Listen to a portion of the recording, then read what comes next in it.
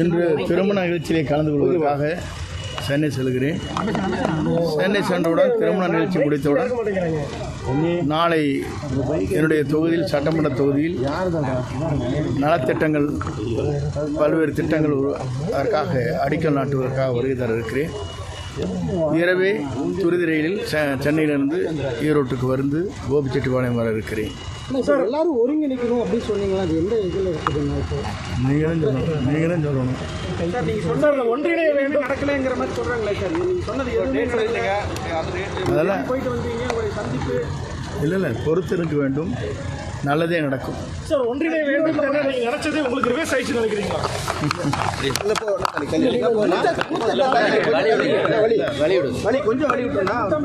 இல்லைங்க, பொறுத்திருக்க வேண்டும், எவ்வளோ நாள் பொறுத்திருக்க வேண்டும், நல்லதே நடக்கும்.